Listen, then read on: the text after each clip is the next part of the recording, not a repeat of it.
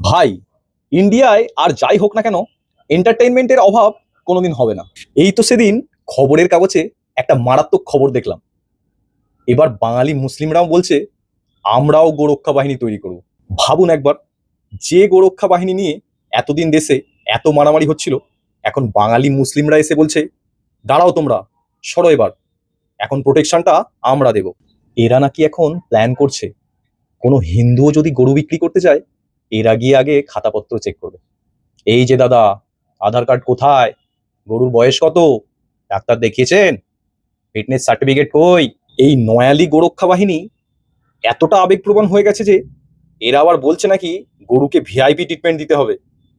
গরুকে আর আপনি যেমন তেমন করে বেঁধে ট্রাকে নিয়ে যেতে পারবেন না, রাজার মতো করে হাঁটিয়ে নিয়ে যেতে হবে।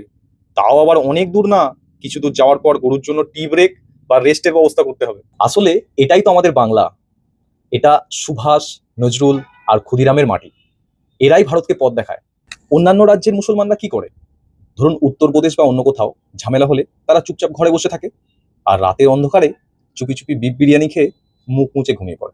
কিন্তু বাঙালি মুসলিম, ওরে বাবারে, বাঙালি মুসলিম ওসব লুকিয়ে চুরিয়ে খাবোটাই পাবলিক নয়। বাঙালি মানেই হচ্ছে ফুল ইগো অ্যান্ড ফুল ড্রামা।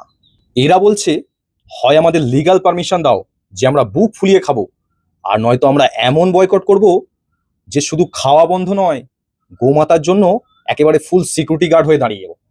বাঙালি মুসলিমের লজিকটা খুবই সিম্পল, হয় আমরা পুরো প্লেট শেষ করব, আর নয়তো আমরা এমন গোরক্ষক হব যে স্বয়ং যোগী আদিত্যনাথ এসে আমাদের বলবে ভাই একটু আসতে, আপনারা তো দেখছি আমার চাকরিটাই খেয়ে ফেলবেন।